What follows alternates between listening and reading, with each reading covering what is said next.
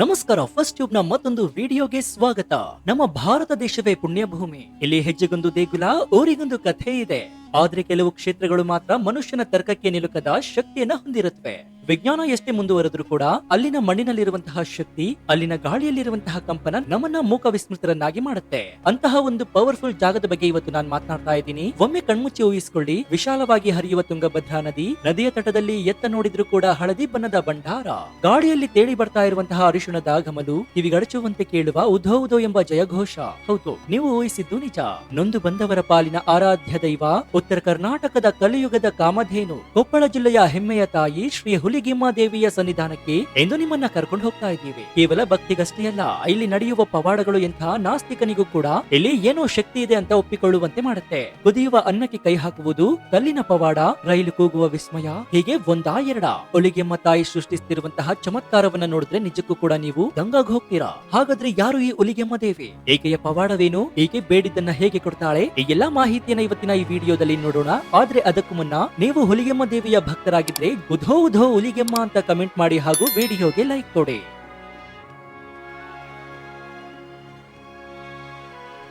ಹುಲಿಗೆಮ್ಮನ ಶಕ್ತಿಯ ಬಗ್ಗೆ ಹೇಳೋದಕ್ಕೆ ಶುರು ಮಾಡಿದ್ರೆ ನಾವು ಇತಿಹಾಸದ ಪುಟಗಳನ್ನೊಮ್ಮೆ ತಿರುಗಿಸಿ ನೋಡ್ಬೇಕಾಗುತ್ತೆ. ಸಾಮಾನ್ಯವಾಗಿ ದೇವಸ್ಥಾನಗಳ ಪವಾಡ ಅಂದ್ರೆ ಭಕ್ತರಿಗೆ ಸಂಬಂಧಪಟ್ಟಿದ್ದಾಗಿರುತ್ತೆ. ಆದ್ರೆ ಹುಲಿಗೆಮ್ಮ ಶಕ್ತಿ ಎಂಥದ್ದು ಅಂದ್ರೆ ಆಕೆಯನ್ನು ಪರೀಕ್ಷಿಸಲು ಬಂದಂತಹ ದಂಡನಾಯಕನನ್ನೇ ಮಂಡಿಯೂರುವಂತೆ ಮಾಡಿತ್ತು. ಅದು ಮೈಸೂರಿನ ಹುಲಿ ಟಿಪ್ಪು ಸುಲ್ತಾನ್ ಆಳ್ವಿಕೆ ನಡೀತಾ ಇದ್ದಂತಹ ಕಾಲ. ತನ್ನ ಸಾಮ್ರಾಜ್ಯ ವಿಸ್ತರಣೆಯ ದಾಹದಲ್ಲಿದ್ದಂತಹ ಟಿಪ್ಪು ದಂಡೆತ್ತಿ ಬಂದು ಉತ್ತರ ಕರ್ನಾಟಕದ ಹಲವು ಭಾಗಗಳನ್ನು ವಶಪಡಿಸಿಕೊಳ್ತಾ ಮುನ್ನಡಿತಾ ಇದ್ದ.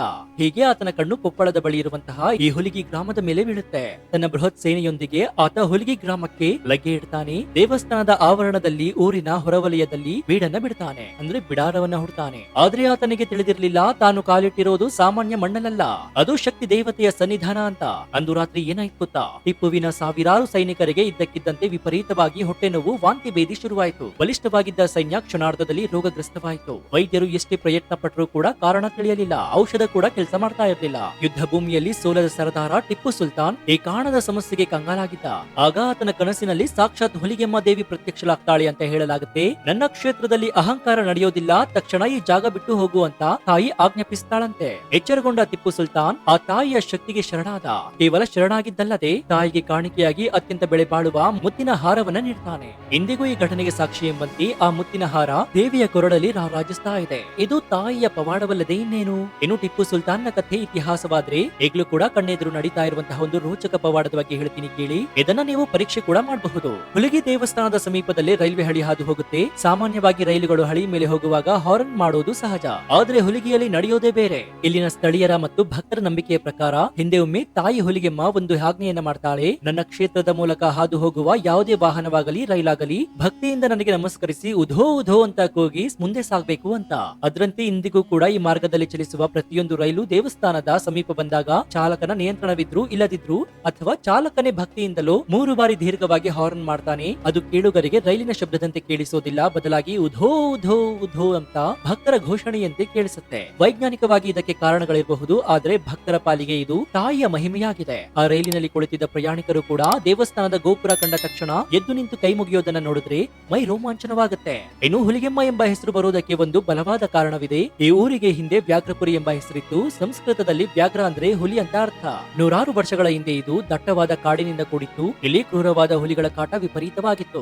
ಸಂಜೆ ಆಯ್ತಂದ್ರೆ ಸಾಕು, ಜನರು ಮನೆಯಿಂದ ಹೊರಗೆ ಬರೋದಕ್ಕೂ ಕೂಡ ಹೆದರ್ತಾ ಇದ್ರು. ಹುಲಿಗಳು ಬಂದು ದನಕರುಗಳನ್ನ ಮನುಷ್ಯರನ್ನ ಕೊಂದು ಹಾಕ್ತಾ ಇದ್ವು. ಊರಿನ ಜನರೆಲ್ಲ ಸೇರಿ ಆ ದೇವಿಯಲ್ಲಿ ತಾಯಿ ನಮ್ಮನ್ನ ಕಾಪಾಡುವಂತ ಮೊರೆಯಿಟ್ಟಾಗ ಆದಿಶಕ್ತಿ ದೇವಿಯು ಉಗ್ರ ರೂಪವನ್ನ ತಾಳಿ ಆ ಹುಲಿಯನ್ನ ಎದುರಿಸ್ತಾಳಂತೆ. ಕೇವಲ ಎದುರಿಸೋದಲ್ಲದೆ ಆ ಕ್ರೂರ ಹುಲಿಯನ್ನ ಶಾಂತಗೊಳಿಸಿ ಅದನ್ನೇ ತನ್ನ ವಾಹನವನ್ನಾಗಿ ಮಾಡ್ಕೊಳ್ತಾಳೆ. ಹುಲಿಯನ್ನ ಏರಿ ಕುಳಿತಂತಹ ದೇವಿಯನ್ನ ಕಂಡಂತಹ ಜನ ಹುಲಿಗೆಮ್ಮ ಅಂತ ಕರೀತಾರೆ. ಹುಲಿಯ ಮೇಲಿನ ಅಮ್ಮ ಹುಲಿಗೆಮ್ಮ. ಹಾಗಾಗಿ ವ್ಯಾಘ್ರಪುರಿ ಕಾಲಕ್ರಮೇಣ ಹುಲಿಗಿ ಅಂತ ಪ್ರಖ್ಯಾತವಾಗುತ್ತೆ. ಇಂದಿಗೂ ದೇವಿಯ ವಿಗ್ರಹವನ್ನ ನೋಡಿದ್ರೆ ಆಕೆ ಹುಲಿಯ ಮೇಲೆ ಆಸೀನಲಾಗಿರುವಂತೆ ಕಾಣುತ್ತೆ. ಇನ್ನು ಇದೇ ವೇಳೆ ಒಂದು ಪ್ರಶ್ನೆ ಕೂಡ ಮೂಡುತ್ತೆ. ಉತ್ತರ ಕರ್ನಾಟಕದಲ್ಲಿ ಸೌದತ್ತಿ ಯಲ್ಲಮ್ಮನಷ್ಟೇ ಪ್ರಸಿದ್ಧಿ ಹುಲಿಗೆಮ್ಮ.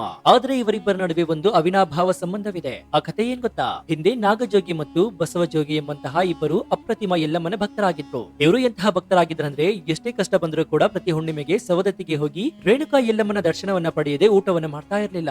ಆದ್ರೆ ವಿಧಿಯಾಟ ಬೇರೆ ಬೇರೆಯೇ ಇತ್ತು. ಒಂದು ಬಾರಿ ಭೀಕರ ಮಳೆ ಸುರಿಯಲಾರಂಭಿಸಿತು. ತುಂಗಭದ್ರಾ ನದಿ ಉಕ್ಕಿ ಹರಿತಾ ಇತ್ತು. ನಾಗಜೋಗಿ ಮತ್ತು ಬಸವಜೋಗಿ ನದಿಯನ್ನ ದಾಟಿ ಸವದತ್ತಿಗೆ ಹೋಗುವ ಸಾಧ್ಯವೇ ಇಲ್ಲದಂತಹ ಪರಿಸ್ಥಿತಿ ನಿರ್ಮಾಣವಾಯಿತು. ದಡದಲ್ಲಿ ಕುಳಿತು ತಾಯಿ ಎಲ್ಲಮ್ಮ, ಈ ಬಾರಿ ನಿನ್ನ ದರ್ಶನ ನಮಗೆ ಸಿಗೋದಿಲ್ವಾ? ನಮ್ಮ ವ್ರತ ಮುರಿತಾ ಇದೀಯಾ ಅಂತ ಕಣ್ಣೀರನ್ನ ಹಾಕ್ತಾರೆ. ಭಕ್ತರ ಕಣ್ಣಿಗೆ ಕರಗದ ದೇವರುಂಟ. ಸಾಕ್ಷಾತ್ ರೇಣುಕಾ ಎಲ್ಲಮ್ಮ ಅಲ್ಲಿಗೆ ಪ್ರತ್ಯಕ್ಷರಾಗ್ತಾಳೆ. ಮಕ್ಕಳೇ, ನೀವು ನನ್ನನ್ನ ಹುಡುಕೊಂಡು ಅಲ್ಲಿಯವರೆಗೆ ಬರುವುದು ಬೇಡ. ನಿಮ್ಮ ಭಕ್ತಿಗೆ ಮೆಚ್ಚಿ ನಾನೇ ಇಲ್ಲಿ ಬಂದು ನೆಲೆಸ್ತೀನಿ ಅಂತ ಅಭಯವನ್ನ ನೀಡ್ತಾಳೆ. ಅದಕ್ಕೆ ಸಾಕ್ಷಿ ಎಂಬಂತೆ ಇಂದಿಗೂ ಕೂಡ ಹುಲಿಗೆಯ ಸೋಮೇಶ್ವರ ದೇವಾಲಯದ ಅಕ್ಕಪಕ್ಕದಲ್ಲಿ ದೇವಿಯ ಸಾಲಿಗ್ರಾಮ, ಶಿಲಾಮೂರ್ತಿ ಮತ್ತು ಶ್ರೀಚಕ್ರಗಳು ದೊರೆಯುತ್ತೆ. ಅಂದ್ರೆ ಸವದತ್ತಿಯ ಎಲ್ಲಮ್ಮನೆ ಇಲ್ಲಿ ಹುಲಿಗೆಮ್ಮನಾಗಿ ನೆಲೆಸಿದ್ದಾಳೆ ಎಂಬುದು ಭಕ್ತರ ಬಲವಾದ ನಂಬಿಕೆಯಾಗಿದೆ. ಅದಕ್ಕೆ ಹೇಳುದು, ಹುಲಿಗೆಮ್ಮ ದರ್ಶನ ಪಡೆದ್ರೆ ಎಲ್ಲಮ್ಮನ ದರ್ಶನ ಮಾಡಿದಷ್ಟೇ ಪುಣ್ಯ ಲಭಿಸುತ್ತೆ ಅಂತ. ಇನ್ನು ಹುಲಿಗಿ ದೇವಸ್ಥಾನದ ಆವರಣಕ್ಕೆ ಬಂದ್ರೆ ಅಲ್ಲಿ 2 ವಿಶಿಷ್ಟವಾದ ಕಲ್ಲುಗಳಿವೆ. ಇವು ಕೇವಲ ಕಲ್ಲುಗಳಲ್ಲ, ಭಕ್ತರ ಪಾಲಿನ ಭವಿಷ್ಯವಾಣಿಗಳು. ಮೊದಲನೆಯದು ಗರುಡಗಂಬದ ಕೆಳಗಿರುವ ಗುಂಡನೆಯ ಕಲ್ಲು. ಇದರ ಮಹಿಮೆ ಏನ್ ಗೊತ್ತಾ? ನೀವು ನಿಮ್ಮ ಮನಸ್ಸಿನಲ್ಲಿ ಯಾವುದಾದ್ರೂ ಒಂದು ಕೆಲಸ ಮಾಡ್ಬೇಕಂತ ಅನ್ಕೊಂಡ್ರೆ ಭಕ್ತಿಯಿಂದ ಆ ಕಲ್ಲನ್ನ ಎತ್ತಲು ಪ್ರಯತ್ನಿಸಬೇಕು. ಆಶ್ಚರ್ಯ ಅಂದ್ರೆ ಕೆಲವರಿಗೆ ಆ ಕಲ್ಲು ಹೂವಿನಷ್ಟು ಹಗರವಾಗಿರುತ್ತೆ, ಮತ್ತೆ ಕೆಲವರಿಗೆ ಅಲುಗಾಡಿಸಲು ಕೂಡ ಸಾಧ್ಯವಾಗದಷ್ಟು ಭಾರವಾಗಿರುತ್ತೆ. ಹಿರಿಯರು ಹೇಳುವಂತೆ ಕಲ್ಲು ನಿಧಾನವಾಗಿ ಮೇಲೆ ಬಂದ್ರೆ ಕೆಲಸ ತಡವಾಗುತ್ತೆ, ಇನ್ನು ಕಲ್ಲು ಅಲ್ಲಾಡಲೇ ಇಲ್ಲ ಅಂತಂದ್ರೆ ಆ ಕೆಲಸ ಆಗೋದಿಲ್ಲ ಅಥವಾ ಅದರಲ್ಲಿ ವಿಘ್ನವಿದೆ ಅಂತ ಅರ್ಥ. ಇದು ವಿಜ್ಞಾನವೋ ವಿಸ್ಮಯವೋ ಗೊತ್ತಿಲ್ಲ, ಆದ್ರೆ 100 ವರ್ಷಗಳಿಂದ ಇದನ್ನ ಜನರು ನಂಬಿಕೊಂಡು ಬಂದಿದ್ದಾರೆ. ಇನ್ನು ಅದರ ಪಕ್ಕದಲ್ಲೇ ಇನ್ನೊಂದು ಕಲ್ಲಿದೆ, ಅದರ ಹೆಸರು ತಿರುಗುಣಿ ಕಲ್ಲು. ಇದೊಂದು ಪವಾಡದ ಕಲ್ಲು. ಭಕ್ತರು ತಮ್ಮ ಕೋರಿಕೆ ಹೇಳಿಕೊಂಡು ಈ ಕಲ್ಲನ್ನ 3 ಅಥವಾ 5 ಬಾರಿ ತಿರುಗಿಸಬೇಕು. ಕಲ್ಲು ಬೆಣ್ಣೆಯಂತೆ ಸಲೀಸಾಗಿ ತಿರುಗಿದ್ರೆ ಜಯ ನಿಮ್ಮದೇ, ಕಷ್ಟಪಟ್ಟು ತಿರುಗಿಸಬೇಕಾಗುತ್ತೆ ಅಂದ್ರೆ ಅಡೆತಡೆಗಳಿವೆ ಅಂತ ಅರ್ಥ.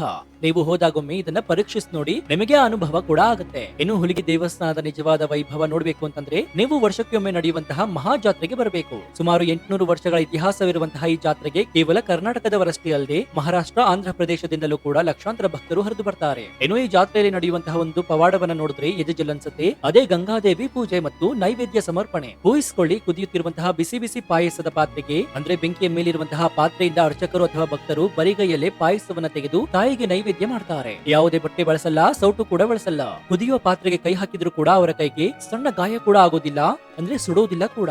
ಇದು ತಾಯಿ ಹುಲಿಗೆಮ್ಮನ ಕೃಪೆಯಿಂದ ಅಲ್ವಾ? ಇದನ್ನ ಕಣ್ಣಾರೆ ಕಂಡಂತಹ ಭಕ್ತರಿಗೆ ಪರಾಕಷ್ಟೇ ಎಂತಹದ್ದು ಅಂತ ಅರ್ಥ ಮಾಡ್ಕೊಳ್ಳಿ. ಇದಷ್ಟೇ ಅಲ್ಲದೆ ಅಗ್ನಿಕುಂಡ ಹಾಯುವ ದೃಶ್ಯ, ಮಹಾರಥೋತ್ಸವ, ತಾಯಿಗೆ ನಡೆಯುವಂತಹ ವಿಶೇಷ ಅಲಂಕಾರ, ಇವೆಲ್ಲವನ್ನು ಕೂಡ ನೋಡಲು 2 ಕಣ್ಣು ಸಾಲದು. ಇಡೀ ಊರೇ ಹಳದಿ ಭಂಡಾರವಾಗಿ ಮಿಂದಿರುತ್ತೆ. ಇನ್ನು ಹುಲಿಗೆಮ್ಮನ ಸನ್ನಿಧಾನ ಕೇವಲ ಪವಾಡಗಳ ತಾಣವಲ್ಲ, ಅದು ಒಂದು ಅದ್ಭುತ ಸಂಸ್ಕೃತಿಯ ನೆಲೆಬೀಡಾಗಿದೆ. ಇಲ್ಲಿ ನೀವು ವಿಶೇಷವಾಗಿ ಜೋಗತಿಯರನ್ನ ಕಾಣಬಹುದು. ತಲೆ ಮೇಲೆ ದೇವಿಯ ವಿಗ್ರಹ ಅಥವಾ ಕಳಶವನ್ನ ಹೊತ್ತು ಕೈಯಲ್ಲಿ ಚೌಡಿಕೆಯನ್ನ ಹಿಡಿದು ಅವರು ಮಾಡುವಂತಹ ನೃತ್ಯ, ಅವರು ಹಾಡುವ ಪದಗಳು ನಮ್ಮ ಜಾನಪದ ಸಂಸ್ಕೃತಿಯ ಶ್ರೀಮಂತಿಕೆಯನ್ನ ತೋರಿಸುತ್ತೆ. ಗಂಡು ಹೆಣ್ಣಿನ ರೂಪವನ್ನ ಧರಿಸಿ ದೇವಿಗೆ ತನ್ನ ಬದುಕನ್ನೇ ಮುಡುಪಾಗಿಟ್ಟು ಸೇವೆಯನ್ನ ಮಾಡುವಂತಹ ಈ ಜೋಗಪ್ಪ ಮತ್ತು ಜೋಗತಿಯರು ದೇವಸ್ಥಾನದ ಆವರಣದಲ್ಲಿ ಭಕ್ತರಿಗೆ ಭಂಡಾರವನ್ನ ಹಚ್ಚುವುದು ನೋಡಿದ್ರೆ ಎಷ್ಟು ಚಂದ ಅನ್ಸುತ್ತೆ.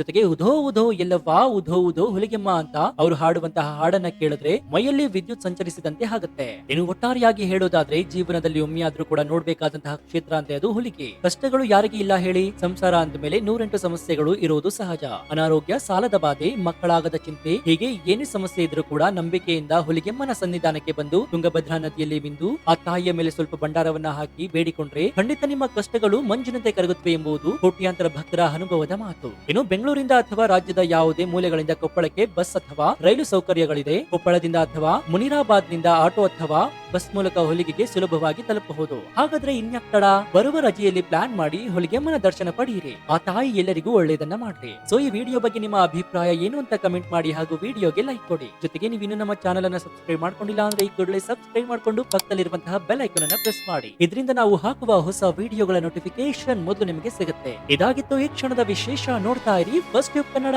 ಧನ್ಯವಾದ.